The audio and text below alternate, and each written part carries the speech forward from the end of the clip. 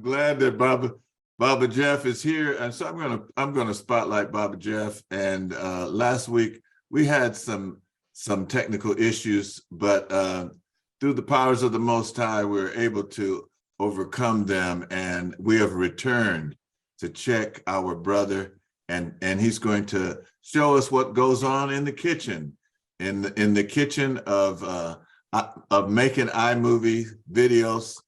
So without further introduction, without further ado, let us meet and greet our brother, Jeff Moore. I'm a Tip family. Greetings. Uncle Johnson there. Uncle Johnson. Dua. Yes. So first, a couple of things. I have a puppy. He's still a puppy, a dachshund. We call him Dembe, and that's supposed to be peace. I haven't completely verified that, but he may not give me any peace this evening. So bear with me if he starts barking at me, and then I'll have to have a family discussion with him on mute.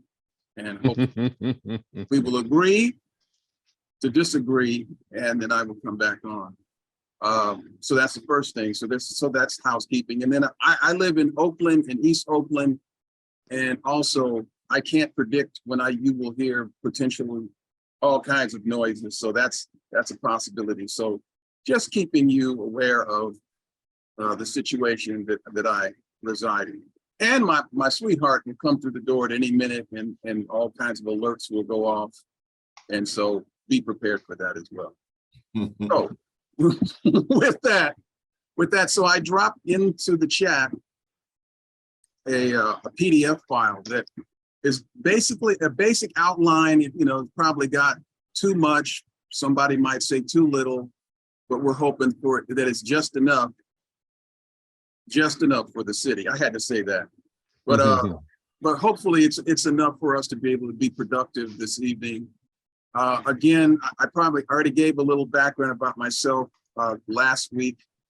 So I'll just say again, I for those who want to know, what school I may have gone to college-wise, I went to UC San Diego, graduated political science, snuck into some engineering classes, Pascal programming, machine assembly language, upper division, what was it?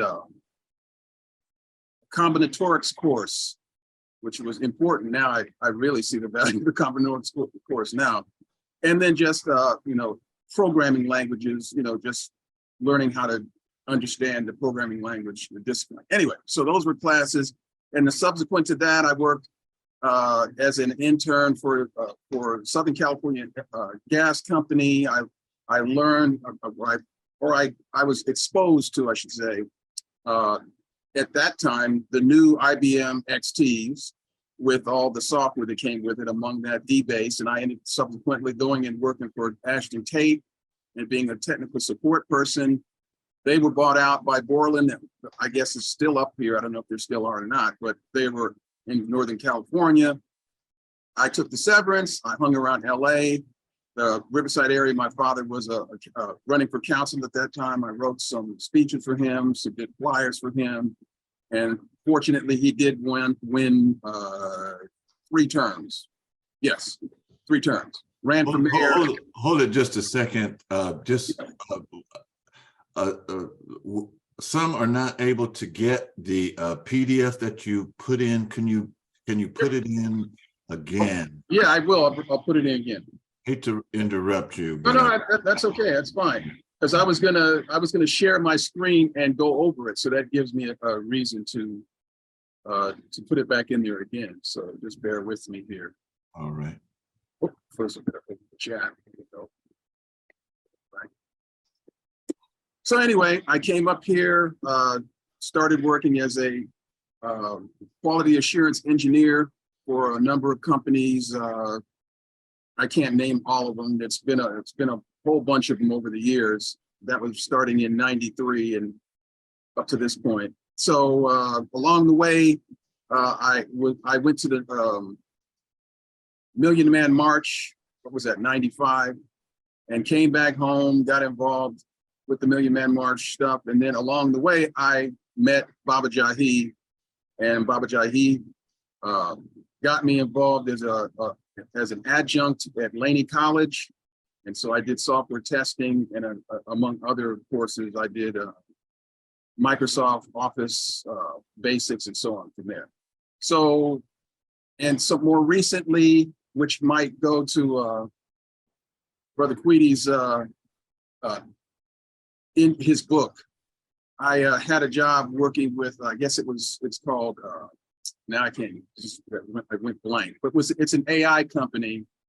And what I had to do was basically do computer vision testing, which essentially meant me confirming that the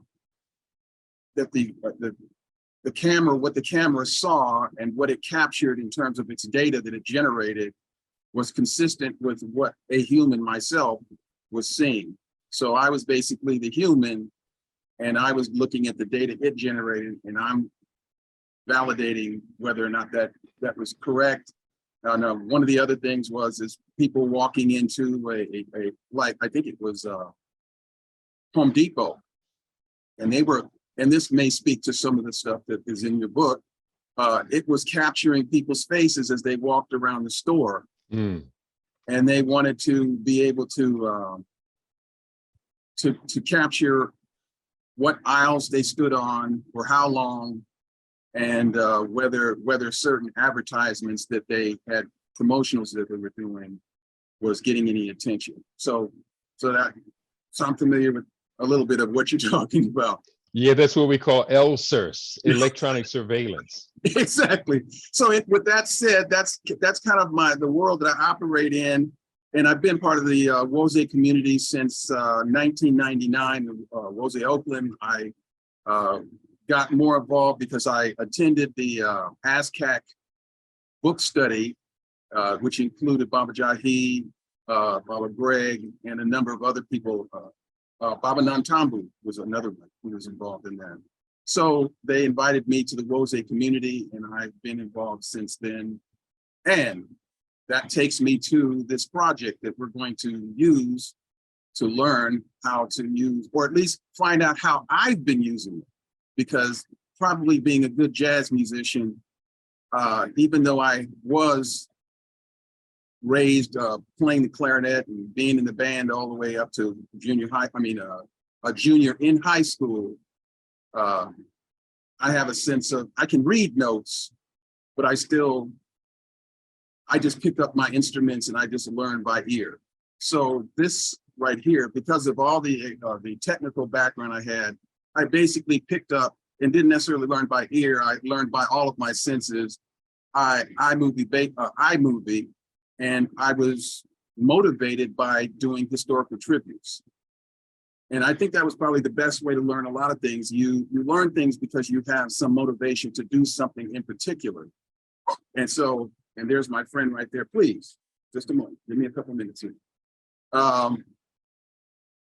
So I was motivated because initially I was doing my historical tributes to, I was getting a lot of information from Wikipedia and other places. And again, the reason I was using Wikipedia, because I was able to print it out. It was all structured.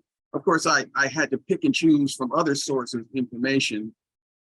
And so that was the beginnings of the historical tribute for me. And over time, I realized it was probably more useful for me to get rid of the ums, ahs, and other possible apologies that you engage in when you're talking in front of people. So I started using video, and I started on the platform I was using initially was a PC platform. And then of course, my computer crashed along with all the data that was involved there. So I ended up getting a Mac, and I've been with the Mac ever since. And part of the Mac, what comes with it, as I noted last week, is the iMovie software app. So I was able to, with the basic appreciation for my experience with the PC, I realized that the video editing had the metaphor I was using was a metaphor of stacked tracks, like in the music industry when you're recording something. So I was able to add in those stacked tracks, you're able to add different elements to the music. Well, in this case, the video editor, you're able to add different elements that create a robust story or whatever it is that you're trying to communicate with a video. So I wanted to start with, so I have a video queued up, but I want to first go over the PDF that I put in. Did I put it in there? No, I didn't put it in there. I was talking too much. So give me a second here. And that's what I'm guilty of, talking too much. That's part of the reason why the videos are important, because otherwise I would just go on and on. So I'm going to put this in the chat. Let me know if you see it there.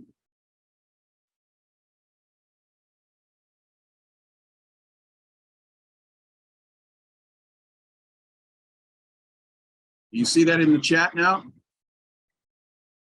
Yes. It says Black Knowledge Matters 2023 iMovie Basics. Okay. No, I don't see it.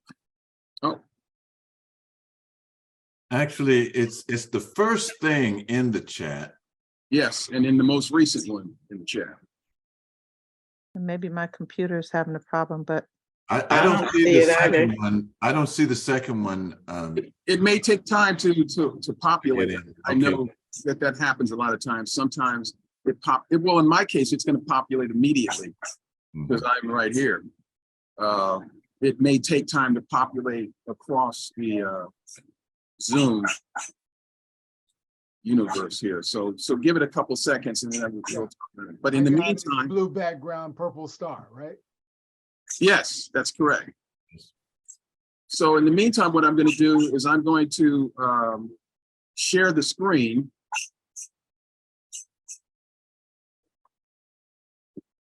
I understand what's going on here. I forgot in my, being hyper focused on this class, forgot to feed my friend. So he has a valid argument. So I'll deal with him. Okay, I'm going to share the screen.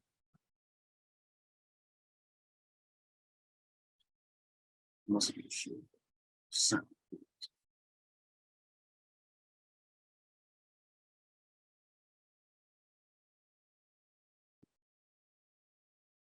Okay, does everyone see that? It's coming up. Okay, good. Yep. Yep. Okay, excellent. This guy.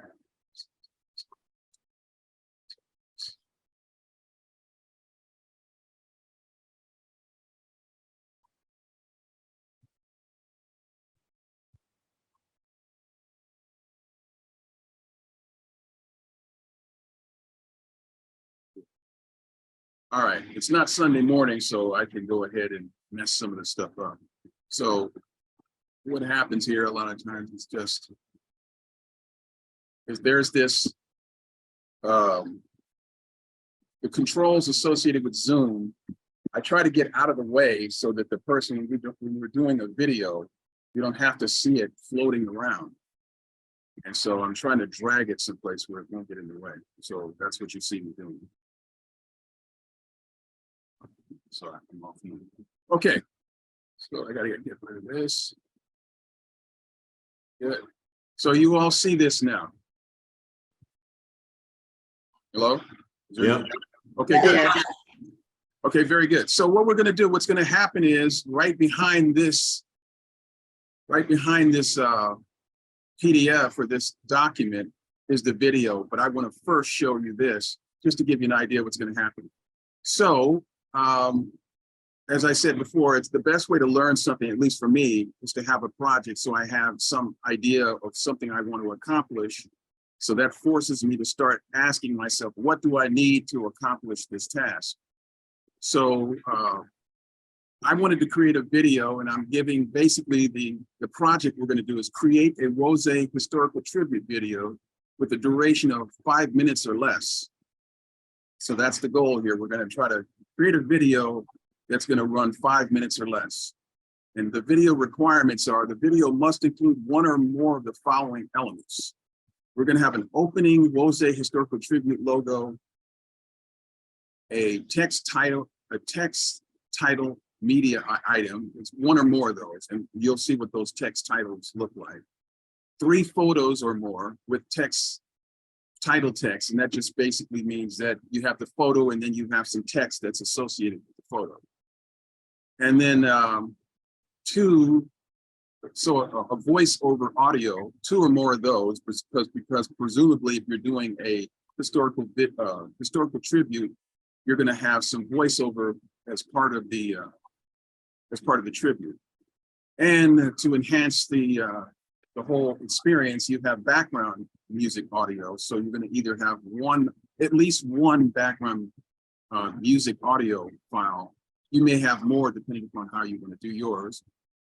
And then a video. So that allows you can either go out, you can create your own video, or you can go out to YouTube and extract a video or download a video, however you obtain it. And then we're going to close with the Woze Historical Tribute logo. So I start with the logo. So it's like a bookend I have here. I start with the Woze Historical Tribute logo. When I say that logo, I mean the Woze logo, and then I've added Historical Tribute to be clear about what you're seeing on the screen. So I'm going to open with that image, and I'm going to close with that image. So that's the video. The video must include these elements. Those are the video requirements we just talked about, and we'll get into that deeper. So the next thing I wanted to cover was the basic steps before and during the creation of the video. So I'll start with the steps before video creation. So of course, we're going to select a historical tribute subject. I have done that for us, and so we will get into that, and you will see that as we go forward. The next thing that is extremely important, and it's a bullet point here, but it's extremely important. We could spend an hour talking about this thing, but I'll just simply say, if you're going to do a tribute or anything that you're going to be presenting, you would want to write a script or an outline. And when you do this, you want to keep in mind the idea that a story has 3 elements: a beginning, a middle, and an ending. So hopefully we'll be able to see that with our efforts tonight. The next thing is we're going to be selecting media. So again, this is steps before video creation. So we've selected a tribute subject. We have engaged in writing a script.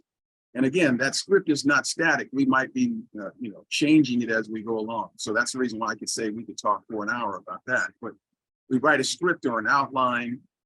And so then we select media. And you may already have media, but that media is going to be associated with audio. It's going to be videos, and it's going to be photos or images.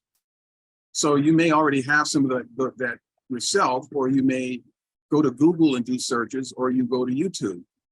But you want to make sure that the media that you select reflects the video requirements we've just discussed earlier, and the script and script outline that you may have done, or you should have done. I shouldn't say you should have done it, because that's going to make your efforts much easier, because you're going to be putting together.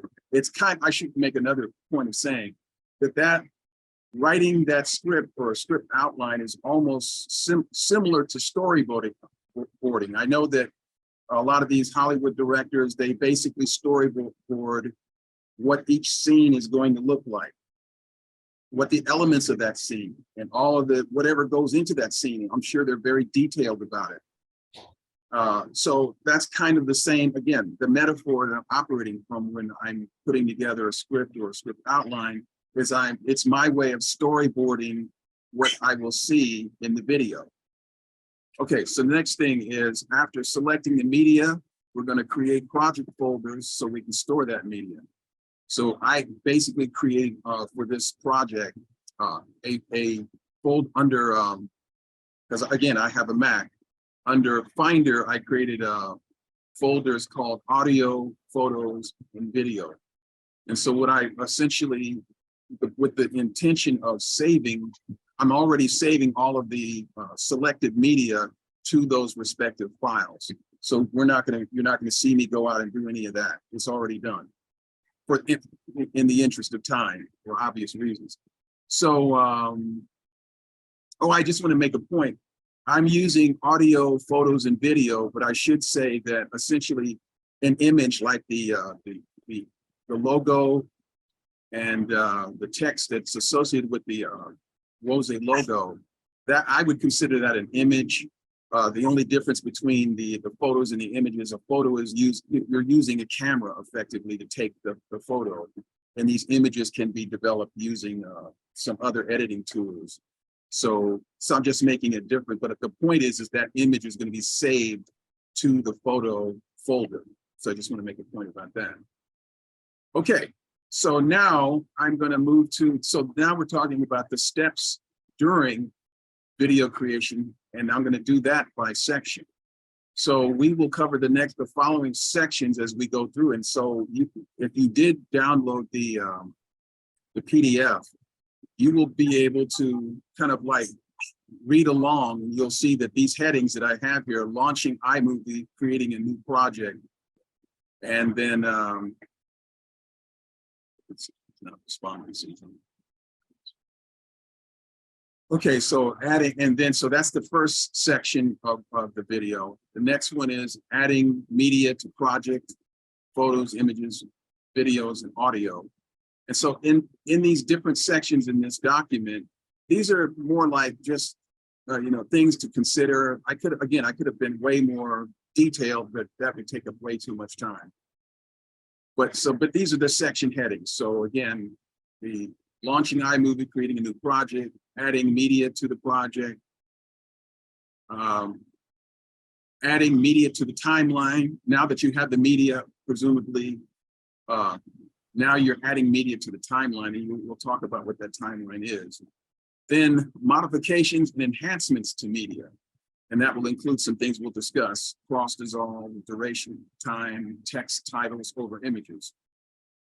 And then we'll be talking about adding audio to the timeline, in this case, music, and then adding audio to the timeline, which is, in this case, voiceovers. And then finally, after having completed the whole project, we can then export it. We can export the movie to a file, an MP4 file. And after we do that, we will take a look at the resulting historical tribute video. I'm saying questions and comments here, but we're going to have questions and comments throughout the video. And then I'm just thanking you all for your time and attention. So with that said, that's the document that you can refer to. And I can already see that there's some kind of issues associated with scrolling this document. So that tells me that I'm going to potentially have some challenge, but we'll see what happens. Because we're in Zoom, and Zoom eats up a lot of memory. So let's see with that.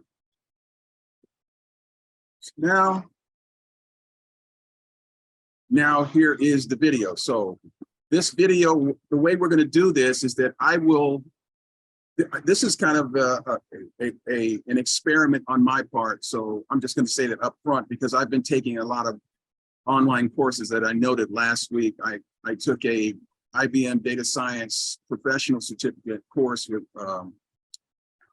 with Coursera. And so I've been getting not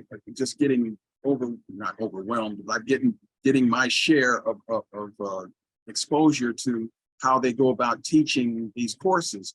So I decided to use iMovie and see if I could kind of closely do the same, but I'm sure there are other platforms that are way more, they're designed to actually handle a course. But this was my way of being able to do a number of things at the same time. So I'm going to begin this by clicking, but I will be doing a lot of pausing.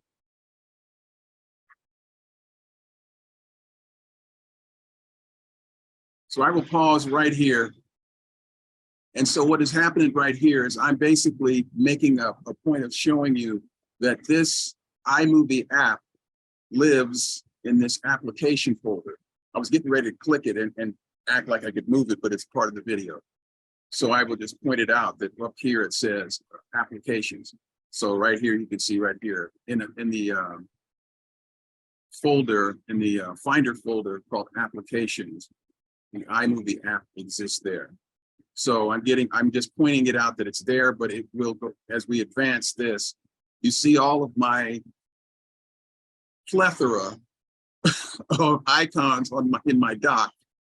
So it will come down to the dock and it will click the iMovie.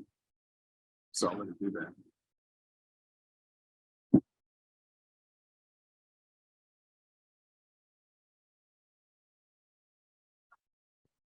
So right here, we'll stop it. And so this is what comes up after you launch iMovie from the dock. And it gives you this big plus in the upper left-hand corner that says create new, which means create a new project. And so when you click that, another drop-down occurs and it gives you two options. Again, I have some editing issues going on here. So it may go by too quick, but I'll let you see it. So I click it, iMovie, I click the movie option, and so then I'll stop right there, take it back. So it brings you in. Wait, going too fast. So it brings you in. There, it brings you in, and this is what you see by default. You see the iMovie project editing window. Now, I should say something about that. I'm using names that made sense to me. And for those of you who are very, very specific about all the, you want to know exactly how everything is named. And me having been a QA engineer, I need to know precisely what each object in the software is named, so that if I do automation, I can find those things and so on and so forth. But so I'm saying right now, this is at home. I'm going to use at home regular people language. I'm just going to say that this was the iMovie project editing window. Now it may have another formal name, but I among others, I got a lot to do. And so I figured, you know what, I'm going to go with my names. And if you want to go out and get the formal names, I'll let you do that. You can get that from Apple, which is this iMovie is an Apple product. Okay, so in this editing window, you can see a number of things. Right now, it is in the My Media section by default. And the name of this project, by default, it calls it My Movie by default. Okay, so right now it's an empty, there's no media there. We're going to go about bringing that media into this area in a second, but I just wanted you to just kind of be aware. So you've got this media will be populated here. You can get to different things here. And this right here, iMovie library, I've done a number of projects. So if I open this up, you'd see this long list of stuff sitting in there. And I closed that purposely when I did this recording, because I did not want that to be, what's that? It kind of just ends up, complicating the discussion. So you just have different libraries. So just suffice it to say, you can go into Photos library, you can get photos. If you go into this, you can get whatever events that you have created that are associated with some of the videos that you've done. But again, so I'm just going to focus on just what I have done to do a historical tribute. So this is the basic palette, if you will, for doing this work. All right, so I go forward. So now we're going to go on to adding media to project. So I'm going to stop it right here. I've already stopped it, good. You can see right here, it says My Movie 1. And that's just a mistake on my part, because of course, when I was putting this all together, I wanted to make sure that I had the default name, but when I copied it put 1 because it was a duplicate. Anyway, just suffice it, just keep that in mind that this is just actually My Movie and forget the 1. So don't get hung up on that. Okay, so we're going to continue, and in a second, you're going to see some files associated with audio. And the reason why I'm going to mention that is because this audio that you see are voiceovers. So I'm going to stop right here. So in the interest of time, what I did is I recorded my voiceovers, which would have interrupted the flow of this presentation if I had allowed it to just do each one of the voiceovers. And you couldn't have heard it anyway. It would have been difficult for me to put it in there. So suffice it to say that when we do the voiceover section, adding it to the timeline, they're already there, and that's why you see them. So I just wanted to make a note of that. Okay, so now we're going to move forward, and we're going to start So now what you see happening here is, let me pause this. What we've done is we've gone up to, what is this? There's an icon up here at the top. And it's a down arrow that's consistent with the default down arrow that was found earlier backwards. So you see that import media. Oh, can you hold on just a second?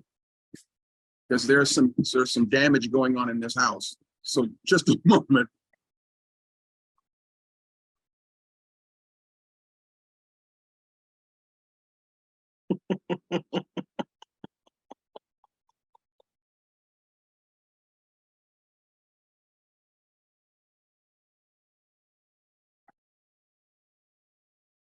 Thank you.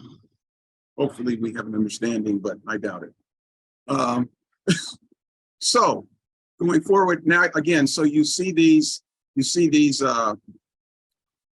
voice files, but I wanted to make sure that you were aware that that down arrow that you see right there, you see my live mouse pointer circling around here, and this is the import media button that you will see by default. What we will be using going forward, we'll be using this one to add the media. Can you hold on just a second again? I'm sorry.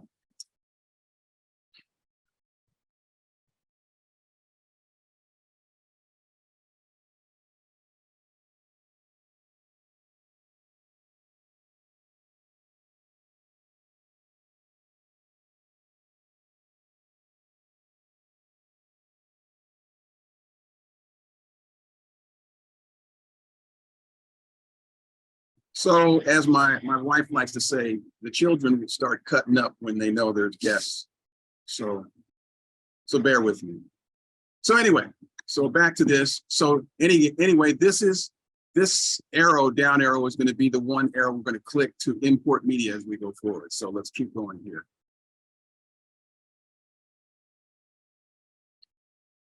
I've already explained the presence of these files. So now we're going to start importing our music. In this case, it's the music audio.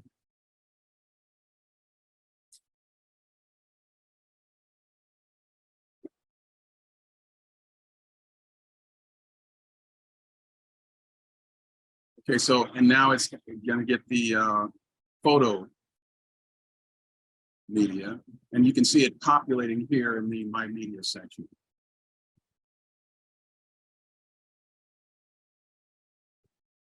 Now the videos. Okay, so I'm going to pause it here real quick. Let me go back. Let's continue to go forward.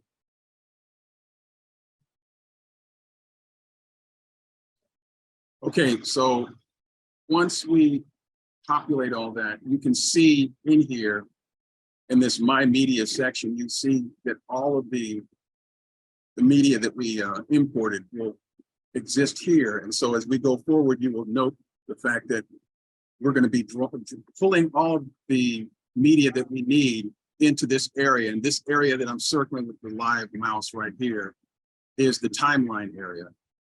And as it says here, drag and drop video clips, photos from the browser above to start creating a movie. And that's what we're going to be doing in a minute. So I'm going to go ahead and go forward this. See if this is going to respond.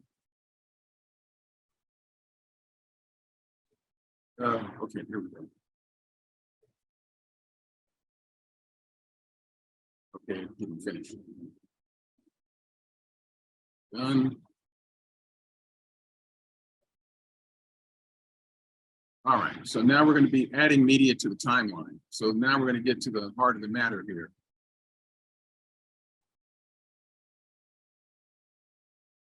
Okay, so right now what it's getting ready to do, we're going to add, going back to the requirements that we had, we wanted to begin this video. Part of the requirements was adding the Woze Historical Tribute logo.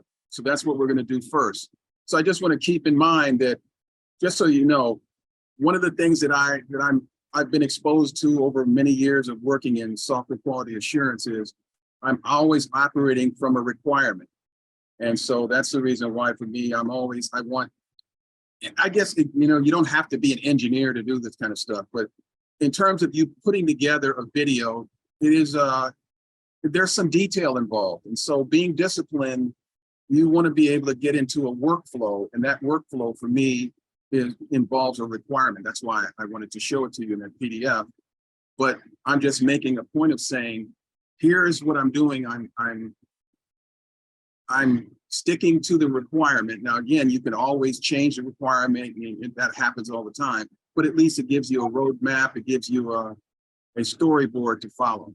So now we're going to go ahead and add that first element that's consistent with the requirements. So in this case, you can add this by going up to the menu, edit, and then selecting insert. And then it adds it to the timeline. And then what I just did, what you just saw there, that's an interesting thing you'll see. This settings allows you to kind of, if you have only a few items, then you can probably leave it at the default where it was setting, where it was kind of a larger, go backwards. It was like this by default. But by going over to settings, if you have a lot of items, then you definitely want to change the size of this, because when you start making modifications and enhancements to that particular media, it's difficult to see because you have this, at the bottom, there's a scroll bar that you would have to scroll all the way to the end potentially if you have a lot of items. In this case, this video, you're basically going to have a lot of items in this case. So what I'm doing is that I'm making sure that when I add that, when I've added that logo, you can see that I'm sizing it down by clicking the settings. And so it went from the initial size here to clicking the settings and taking it down to a more reasonable size. So that's what's going on there. So now we're going to move on to the next way you can add to the timeline. So we'll see that in a second.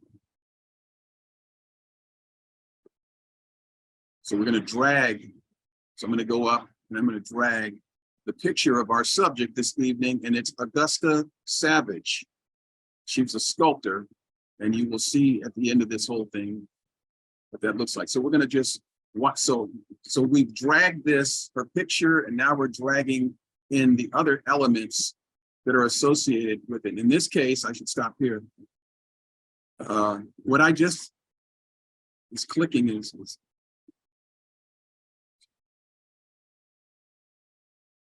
so I've just dragged in a video. So you had an image, you had a photo, and now I've dragged in a video. And this video is a video, I guess, during the 1939 World's Fair that Augusta Savage's sculpture was exhibited, and that the name of that sculpture was called Lift Every Voice and Sing.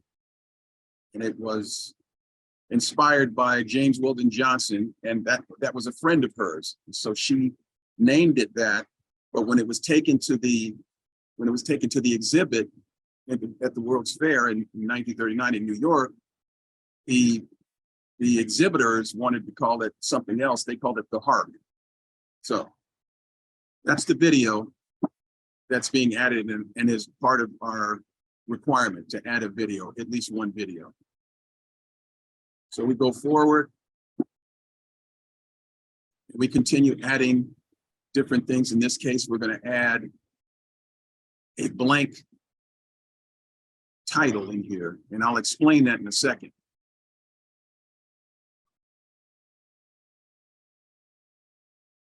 Okay, so this blank title is there because I had already done some work experimenting on what I was going to do to put something together. And for me, when I use little things like this, it's more for a spacer. It's to make sure that because later on when we get to it, the music only lasts X amount of minutes. It's a short music. And I wanted to have that music run through this video. So the pictures I selected were a little bit shorter than the video. So anyway, it's kind of a spacer at the beginning between the logo sign, and then instead of it just immediately going to the picture, I wanted at least a spacer there so it would like blend in and kind of give you that movie feel of you have, you know, that one moment when you're getting ready to look at a movie and it goes dark for a second and then it fades into the movie. So that's what that's for. It's a spacer for other reasons, and it also has that effect. Okay, so we'll continue on. Okay, so now I go back, and now I'm going to continue with the other elements that I want to add.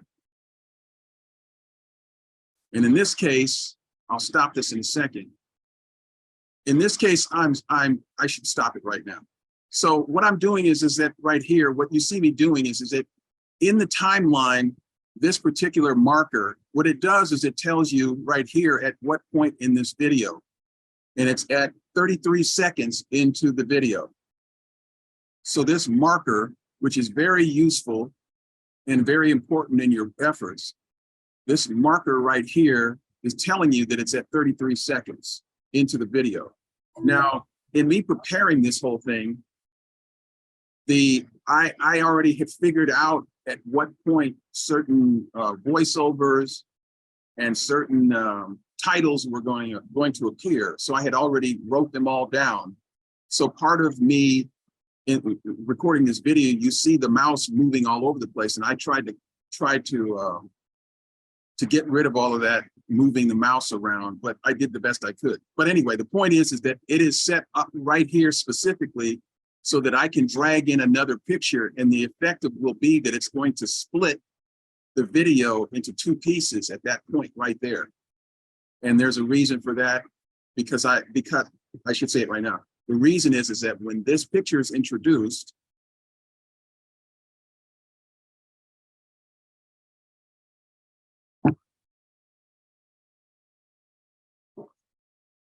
I insert it right at that point.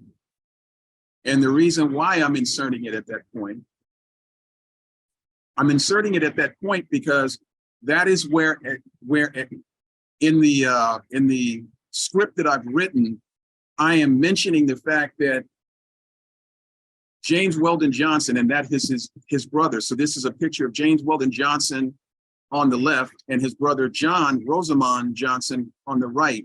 They're both the composers of Lift Every Voice and Sing. I believe James Weldon Johnson did the lyrics, and John Rosamond did the music. Okay, so at the moment in the video, when I'm mentioning the fact in my voiceover that they were friends, I introduced the picture so that it's consistent with my voiceover in me telling the story. And so it splits this video into two pieces. So once you start seeing the video, then you see the picture, and then it returns back to the video. That's the effect that it's going to have. Okay, I'll continue. So right now, we're still in the section of adding elements to the media to the timeline. So now I'm adding another video of, in this case, Augusta Savage in her studio doing work. And so I'm going to go forward and let it, actually I can do it myself. I'm going to go ahead in the interest of time. Pause this, and I'm going to move ahead, and you will see that I'm adding another, in this case, I'm adding a title. And you will see, well, I'm going to stop and let this happen. Too far back. So I'll play this, and you'll see what's happening. This is a text title. And you go to the titles up at the top here. You can see up at the top titles. And I selected centered titles. And I pulled it down or dragged it down into it. And now what you see is me actually defining the text that's going to appear in that text title.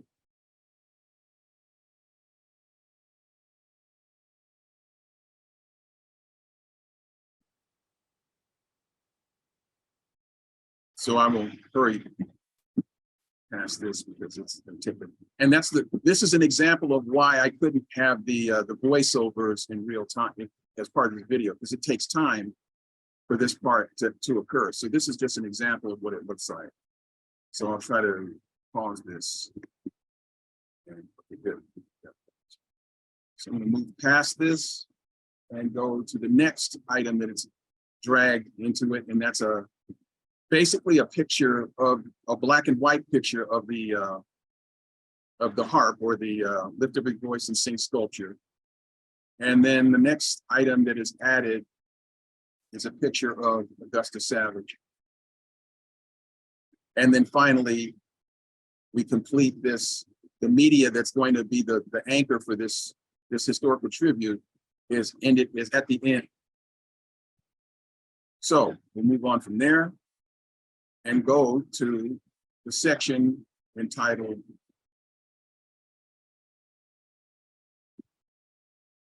Modifications and Enhancements to the Media. There will be cross dissolves, duration time, text titles over images. So those are kind of the basic tasks that we'll be engaged in. And this part right here, I say in the PDF that this is probably the most labor-intensive component of putting these videos together. Was someone going to say something? No, I just. Oh, no problem. Does anybody, I'll stop right here. Does anyone have any questions right now thus far? Any comments, questions that I can answer? If, you know, I don't want anyone to sit there and go, what's going on? I'm not sure what's happening. I have a question. Oh, okay, sure. So I noticed that when you showed the multimedia images, and when you put that one image in and it was like multiple, but you said size. So I didn't see the size get bigger. I just saw more like multiple images of the one. Oh, I'm and glad. you reduced it down. So, but you said size. Okay, let me go back then. I know exactly what you're talking about. Yes. This is one of those things that even I thought that, I won't say annoys me, but it's one of those kind of behaviors that it's interesting to me. So this is what you're talking about. Yes. And this is, in this particular case, what they're doing is they're allowing, there's the size of this particular, the setting determines the size of the elements that are being added to the timeline. Okay, the settings, I'll say it again, the best I can. The settings determines the size of the elements that are added to the timeline. And the reason why that's important is because if you only have a few items, then the scroll bar down here at the bottom is not a big deal for you to scroll back and forth. But if you have lots and lots of media in the timeline, you might have stuff in the timeline you need to edit that's like way, way down at the end. And this video is actually, you won't know it right now, but it started out to be like 40 minutes and 59 seconds. Minister Bill was kind enough to listen to me on Saturday and I bored him to death. So appreciation, Mr. Bill. But I cut it down to actually 21 minutes. But anyway, imagine there it is right there, 21 minutes and 15 seconds. Imagine if you're editing this and you've got something that's at the 20-minute mark, and it's at this size, it's way down there. But because you have this settings that allows you to size it down to something that's more manageable, now you will see a lot more of your elements that you need to do any editing on, or at least be able to keep track of as you move through your video. So the size is not really the size of the image. Correct. In this case, it's not the size of the actual image. We'll get to that because that's part of this next section. And that'll answer your question about sizing. But this size, the context of this sizing has to do with the elements that are added to the timeline, and they're sized in such a way so that you can see more elements in the time, in this particular frame you're in, And rather than you having to go all the way down to the end, because imagine if it was if it was this one element takes up right here, and this one element, it takes up what Mhm. 3/4 of the screen right here in this timeline. So this is just one. So imagine you have all these other elements. So they're giving you the power to size it down so that all the elements will fit. And you'll see that in a second too. Okay, so Compressing the timeline, right? yeah, you're compressing the timeline effectively. Yeah. So, and you can see, here's an example of what I mean. See, you've got, look at this, you've got 1 element, 2 elements, 3 elements, 4 elements right here. All come in that same spot, right? Where you only had one when we had it sized all the way up to the beginning here. So, or I should say in a maximum size. But since we sized it down, you can see more elements in the timeline. Okay. So that was a good question, very good question. Baba Jeff, Yes, sir. would you call that something like a zoom? That you're zooming in and out on the whole timeline? You know what? I won't say that that's exactly what it is, but I will say that if that helps you put it in context, I ain't gonna be mad at you because you are kind of zooming in and out. So I can see why you're saying that. So again, I don't know the formal definition for that setting. I'm giving you Baba Jeff's seat of the pants, using this on a regular basis thing, and it allows me to size down elements so that I can see more elements in this frame rather than having to go way down to the end if there's something way at the end. Because, and it does, of course, give you the scroll bar at the bottom. It gives you a horizontal scroll bar that you can, of course, scroll to the end if you want to do that. It's just that you'll have to do a lot more scrolling if your elements are very large. And that's the reason why you size it down so that you don't have to scroll as far to get to other elements. Okay, so we were on to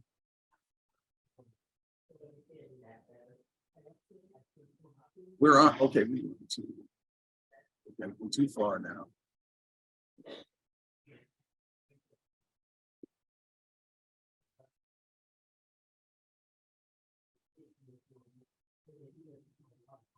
Oh, I know, I see where I'm at. Okay, so what you're seeing now, and I'm going to go backwards because I was looking for the title screen so I can keep track of where I'm at.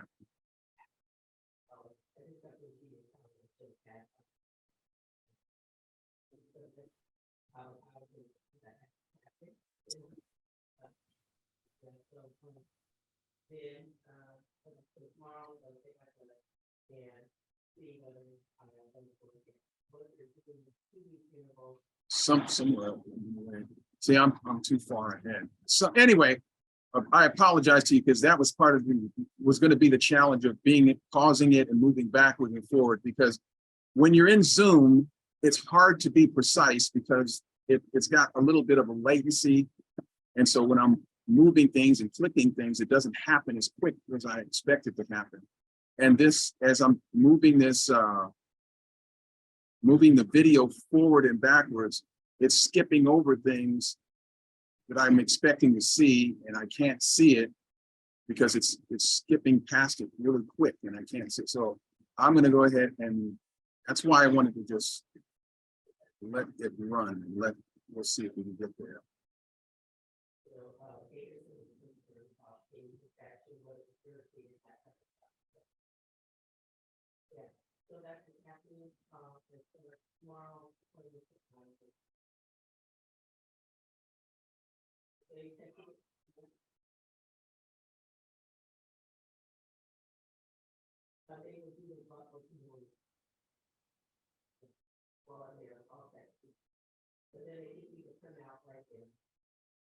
Okay, so again, we were getting ready to go into modifications and enhancements. And we were talking about cross dissolve, duration time. Now, this duration time speaks to what Mama Tony was talking about when she was asking about size. So, and I was making a point about size is an issue in this. So when duration time comes up, you'll see what I'm talking about. So I'm going to go ahead and go forward a little bit here. So what I'm doing is I'm selecting this whole thing. The first thing I'm doing is selecting this whole thing. And thanks to Minister Bill, because of his comment that day, there you see these little like vertical bars in between these items. Well, what I wanted to do was make sure that there's a feature that's associated with media where you can dissolve, you can smoothly go into the next item. And what they call that is cross dissolves. And the way it gets, so I'm doing a select. You just basically saw, and that's actually another feature that you should see. I didn't want to talk about it at length, but what you see here is you see how I selected the entire, what I clicked, and then I held down the mouse, and then I pulled it over all of those items, and it selects all of the items in the timeline. So I used it. Is there something, someone wanted to say something? I'm sorry. I hear something and I'm not sure who it is. Okay. So anyway, I've selected all these things, and now what I'm going to do is I'm going to define each one of these media items in the timeline with a cross dissolve, again, with the intention of being able to make a smooth transition from one item to the next. So I go and add cross dissolve. That's how I go about doing it. I right click, or left click, I should say, and it brings up the menu, and I click cross dissolves. And you see these little items in here. And what this does is it like allows you to transition to the next thing. Now I'm going to delete the ones at the beginning and the end, as you will see, as you're looking at right now. Because what that does for me, I just don't like the idea. I would rather for our purposes, I would rather the last thing that you see is the Woze logo rather than a dark screen. So I'm deleting the end. And rather than starting this with a dark screen, it starts with the Woze logo. So that's the reason why I'm deleting both of those cross dissolve icons. Okay. So again, those are used for transitioning smoothly from one media item to the next. All right. Okay. Oh, we got, you know what? It's 6:05. And I've been using up a lot of time, and that's the reason why I'm glad that I have the ability to move forward quickly. So we're in this video, we're essentially 1/3 into it, but I can move quickly to the next third. So now that we've added the cross dissolves, and so now I'm going to move to the next things that we're going to add to enhance the media that's in here in this timeline. So now what you see, so Mama Tony, what you were talking about earlier, if you see right here, you see how this says right here 2.5 seconds. So the size or the duration of each one of these elements is being defined. See, so this next one is starts out at 3 seconds, and now it's 4.9 seconds and ends up being at 6.4 seconds. So I go through each one of these elements and I determine the duration of that element or of that media. So I'm going to go through, and I go through the process of sizing each one of these guys. And the very last one here. Okay, that is my beloved, and she's coming in the door, and he always greets her accordingly. So forgive me for that. Okay, so you've basically seen me. I've sized every one of the items in here, and the way you size it, I'll go backwards again. You can see this. I grab the right or left edge of each of the media items, and you see right here, and you'll know that you properly grabbed it because it gets these arrows on both sides, and it allows you to be very specific about how the duration of how long that particular item is going to be shown on the screen. So that's what this particular exercise was to go through each item and size or define the duration for each one of these media items on the screen. And So I'm going to make sure we're clear on that. So I've gone through each one of those, and that's why I can move through this pretty quickly. And so now we're done with the sizing. So the next thing that was on the agenda for this section was, so we've done the cross dissolves, we've done the sizing or the duration times for each element. Now we're going to go in and we're going to add titles to the images. So for instance, you will see the first one will be straightforward. You'll see the name of Augusta Savage being added to her photo. So I go to the titles up here at the top. I'll go up here. I'm going to move when the video moves forward, it's going to go up to titles. It's going to click one of these items and it's going to be dragged to the very top of her image here. So you can see that. Did that a little quick. So it moved. I click titles. I go down to this particular title that I want to use, and then I click it, and then it drags it just on top of her picture. And so I'm going to go ahead and let it, well, you know what? It's slow at this point. So what it does is I set it on top of it. Then I have to, a couple of things I have to do now. I have to drag it so that it goes as long as the picture goes, right? So that's roughly what I'm trying to do. I'm making sure that the title matches the duration of this particular item, this media, this photo of Augusta Savage. And so then, while I'm working on this particular media, I decided I was going to go ahead and, well, I'm getting ahead of myself. So of course we continue with this, and I type in the name and say that she's the sculptor of the Lift Every Voice and Sing / the Heart sculpture. This is what I was getting ready to talk about. So while I'm working on this item, there's an effect in documentaries called the Ken Burns effect. And what that is that you're kind of like either moving in and then out, or out and then coming in tight. So the Ken Burns effect, if I'm applying to this particular photo. And so what I'm going to do is, as you look up in this area of the screen, now that I've already put the typing in, I'm clicking text to close out that particular effort. So I'm ending the typing, and now I'm going to go into the defining of the effect. So you'll see that in a second.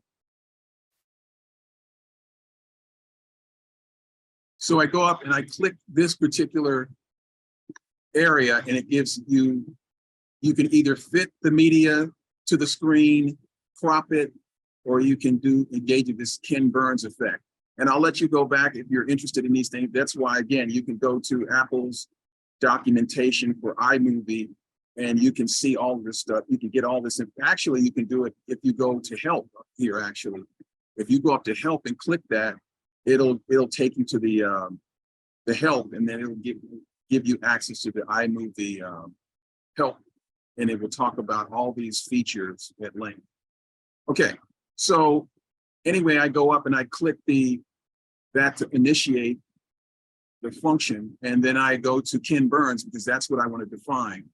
So as you can see, I'm going to start wide, and then I'm going to end tight on her face. So I start adjusting where that shows up as we.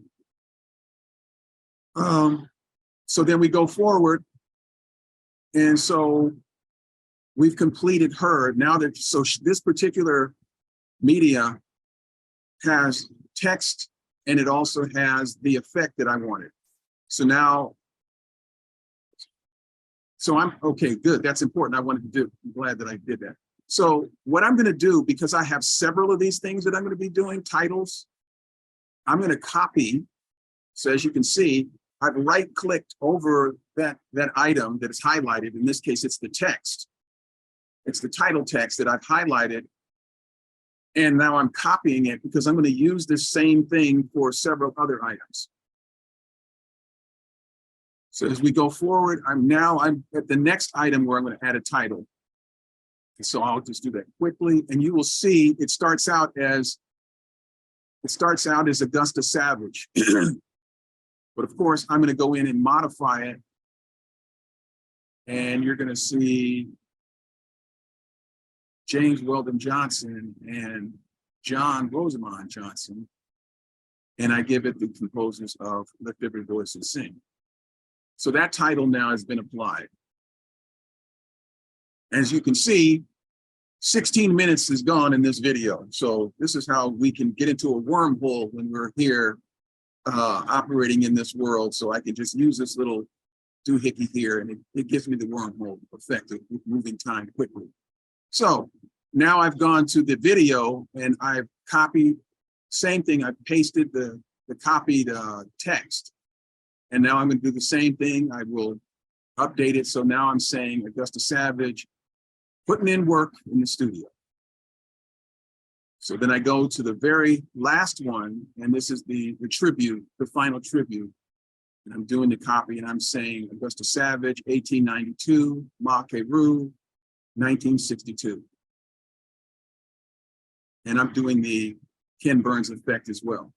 So now I'm going to move to the adding the audio to the timeline. In this case, it's music. And that's not, if I do that very quickly, I mark the place where I want it to begin. Again, this is in the timeline, this marker. And you see that, and that's where it will begin. And so I, of course, will add or insert the first portion of the music to that. And then I will go and do the same. So you can see the other marker there. And then I added it to the second piece. So now I'm going to add audio to the timeline with voiceovers. Now, again, I already had that populated. So again, as you can see, I go up here, and right now I've selected it. And what it's doing is I grab the right side, the handle on the right, the left, and I'm dragging it to define the portion of this audio that I want.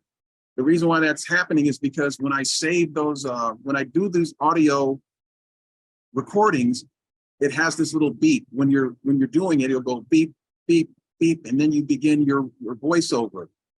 And then what it does, it automatically puts it wherever you had the marker. And the reason why that's important is because whatever image you're trying to, that's on the screen, whatever it is, and you want the voiceover to be consistent or to be running over that particular media, you need to place that marker wherever it is you want to begin that voiceover. But because I ended up just keeping the voiceover files rather than actually in real time doing the voiceover, now I have to clip out. I need to clip only the segment of the voiceover and forget. You see these little lines? That's a beep, beep, beep. That's the signal that I'm getting ready to start recording. So what I'm doing is I'm clipping out the part that's relevant and leaving the beeps behind. Hopefully that made sense. So anyway, so we continue on now with the voiceover. So it's going to start adding, and I'll just add them quickly. And I should add here again, because I had written down the markers where each one of these voiceovers would go. You're going to see a little bit of me maneuvering to try to put it in the precise little place. And that's why I'm just going to move ahead. So I'm doing the same thing with each one. I'm putting the marker where it needs to go, and then I'm dragging the voiceover file into the appropriate place. Does that make sense to everybody? I want to make sure I'm not just racing through that. Everybody. So you've already identified your voiceover before in this upper left panel, so you know where to go to find the particular voiceover that you're looking for. Baba Katabazi, you are the man, because I completely forgot I was going to put that in the notes, that when I got to this point, that's exactly correct. See, I just happen to know. See, that's the whole thing. There's no labels. Right. Because, and the reason why you don't necessarily have a label is because you knew, well, when you were actually recording the voiceover, you've already determined where you want it to be anyway. So it just places it there. I see. And then what it does, because you've now created a voiceover file, it just adds it to the media area. My problem with that is it doesn't have a name. All it has is a duration.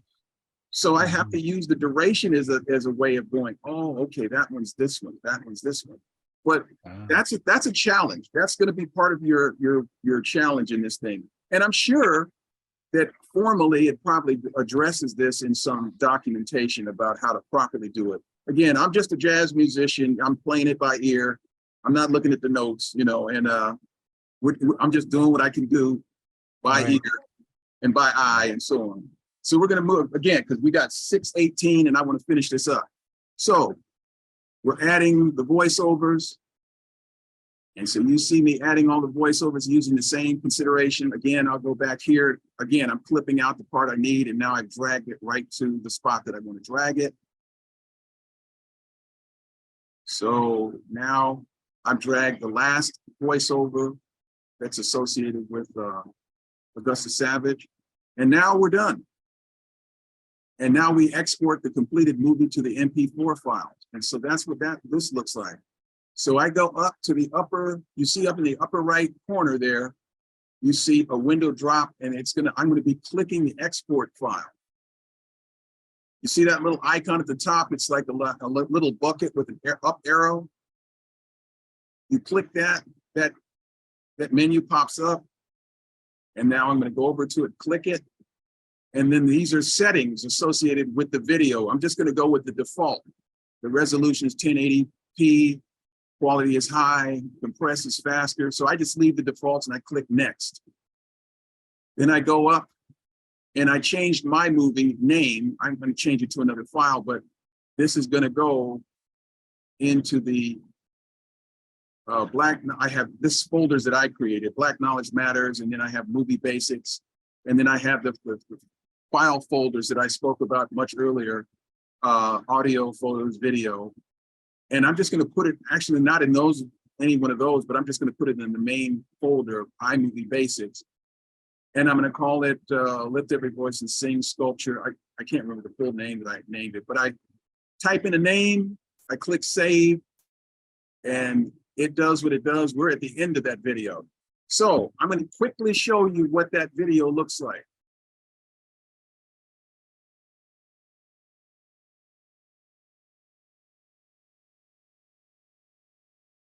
So I'm going to get rid of him, get rid of this video, and I'm going to go and bring up this video.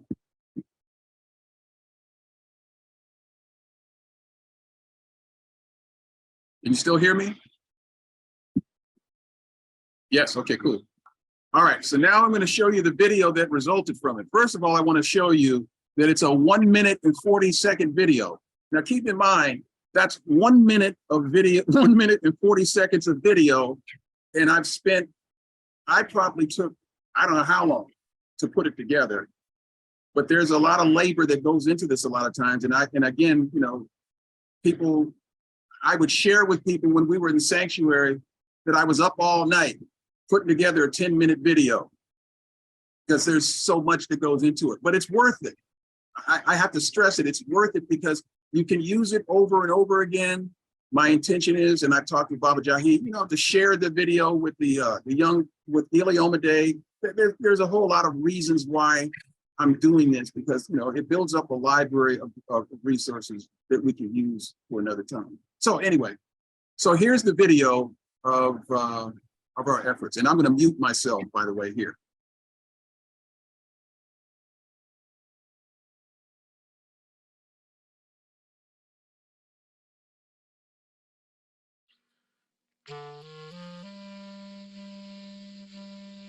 In 1937, the sculptor Augusta Savage was commissioned to create a sculpture that would appear at the 1939 New York World's Fair.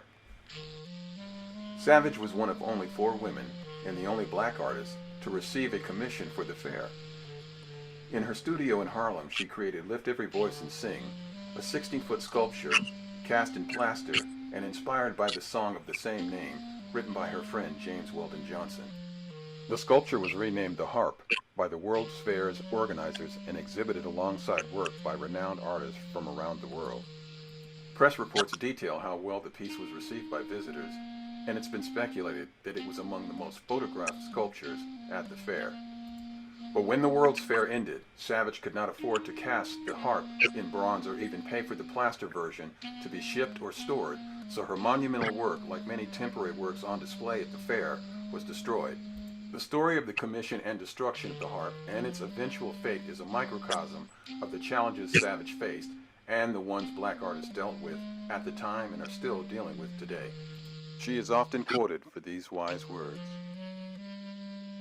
"If I can inspire one of these youngsters to develop the talent I know they possess, then my monument will be in their work." Augusta Savage, Ma Keru. Ashe, ashe, ashe. Shay, indeed. That was great, Nice, man. nice. Fantastic. Great. All right, so Bobby Jeff, can I just ask you, how do you get the narration into? You might have already. somebody's not on mute and I can't tell. Somebody's talking. Okay. Okay, I'm sorry. Go ahead. How do you get so your narration, how do you get that in? What button or do you press to record your voice? Okay, I am so glad you asked that question. That, you know what? I'm going to bring this back up just for a second here to share this. Let's see. What it is there's like a little microphone that's inside the, you know, the area where the window's at, and I'll bring it up in a second.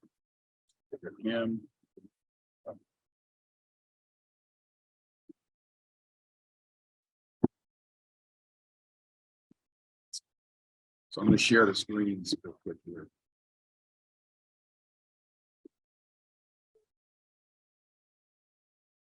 Another thing I was trying to remember to do, but right. So here we go. Okay, so you should be able to see it now. See it? The green, yeah. Okay, cool. So right here in this area where you normally, when you're working in this, the editor, when you're in the iMovie project editor window, you see right here, here's this microphone. So when I want to do a voiceover, I use this marker, right? That time marker, and I put it precisely where I want it to be. I click this marker, I click this icon, and then what pops up is a red circle, a red button. And then it's in voiceover mode. So when I click that button, it goes beep, beep, beep, and then I start talking into my mic. And then I record it, and then I click the red button again to stop the recording. And what it then does is it drops, just like you see these at the bottom here, it places it precisely wherever you had selected it to go.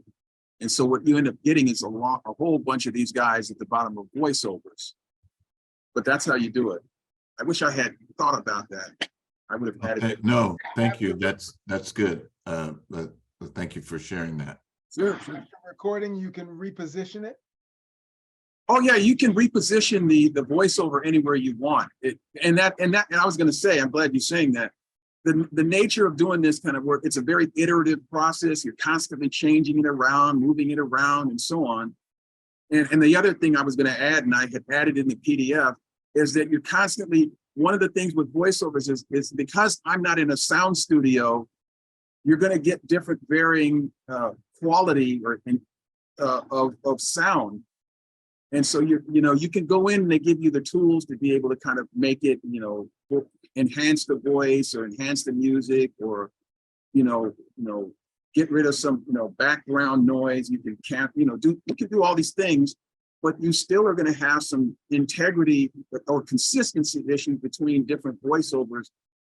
Especially if you're doing all your voiceovers in one shot, for the most part they sound the same.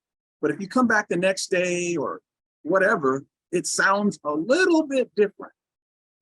So you're going to have some challenges there. So, for me, I I spend too much time trying to get the voiceovers to sound the same because sometimes I'm doing a little one day. I try to get it all done at once, but and then in the middle of the night when you're tired, that's a whole nother thing because I'm doing a whole lot of using words that I probably shouldn't use in a family household, but they do get used nevertheless. Sports, arguments with people that you're on the phone with. Usually my roommates from college, and my kids I grew up with.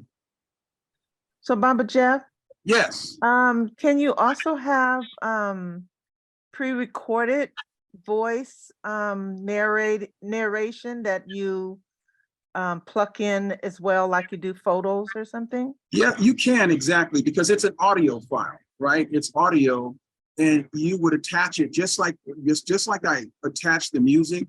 You see how this music in here is attached? It's like in this first section, I attached it to this blank part. And then the next time I attached it to, this is in the way. But he's not going to cooperate. So anyway, I attached it to this guy. So I attached this part of the music to this. And by the way, just so you know, that's me playing the clarinet. That's my that's my high school clarinet. And that's one of the few songs I know I can play up and down pretty solidly is Lift Every Voice and Sing. All good Black children should know Lift Every Voice and Sing on the clarinet. Yes, indeed. Yes, indeed. So, anyway. So, may I speak? This is Mama Gina. Hey, Mama, how you doing? I have always enjoyed your historical tributes and the wonderful jazz you play with them. And your voice is just one of those kind of voices that you can listen to, a great teaching voice. But I have a brand new respect for you now, knowing how much you put into this. Thank you, thank you, thank you for your dedication and your work. Thank you. Oh my goodness. I appreciate it. Thank you. Ditto. I appreciate it. So we're at 6:30 and I don't want to get anybody's way. And I think I got everything. And if people have other questions, I was going to say, if you put them in the chat, I will copy them as fast as I can, or copy, whatever, or download the chat. But in the event you did have other questions that I didn't get to, or something like that. But in the event you don't, you'll see me again at other Black Knowledge Matters, and you can throw some questions at me in there, and I can try to answer them at that time. If that makes Baba sense. Jeff, this is Mama Connie. Just bravo, maestro. That's all I'll say.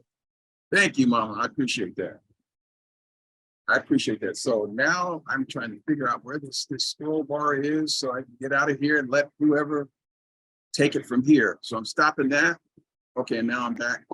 Yes, indeed. That was, you see, it's, he gave us something for free. I think normally you'd have to pay some money for that type of tutorial, for that type of in-depth perfection. He shows you the perfection that he incorporates in his videos, and it's greatly appreciated. I'm glad that we held it over a week so that we could get this information. Very, very good. And as we get ready to leave, I want you all to consider with me Minister Malley in prayer. His sister is in the hospital, being placed on hospice. I went and saw her today. She's up in Sacramento at Mercy General Hospital. Her name is Evelyn Lyons with a Y. And it just seems like this whole month has been really filled with a lot of information, notices like that. So her name is Evelyn Lyons. She's the sister of Minister Malley Latham, and want to, of course, keep them in our prayers. And if you want to reach out to Minister Malley, you can send him a note or send him an email, let him know how you're, you know, that you're thinking about him and keeping his family in prayer. Yeah. Right. Thank you, Minister. I would like also, if as we close, for you to know that next week we're going to have Dr. Rita Taylor again, and she's going to be talking about. We asked her to do this because she gave a wonderful presentation before. She's going to be talking about Social Security disability. Social Security disability. She's a medical doctor, and she's going to give us some insights on that. Some of us may need to keep up on that. So, and find out, did you get that little subtle thing? All right. Okay. It's beautiful, Tony. It's beautiful. Saraswati, Conke, it's beautiful. Sugar D, you know, it's beautiful. All right. Give thanks. And Bill and Jeff, could you all stay on? It's something I want to talk with you about as we dismiss. There's a couple of things in the chat. What does it say? Asante Sana for all your love and comments. That's Bill. Excuse me, that's Jeff. Bill is saying outstanding. Tony said excellent. Henry said outstanding. A lot of people appreciate it, and especially the techies. They know. See, Bill. See, Henry. Yeah, you know. It's more than a notion making a video. All right. Give thanks. So see you next time. Take care. Live up.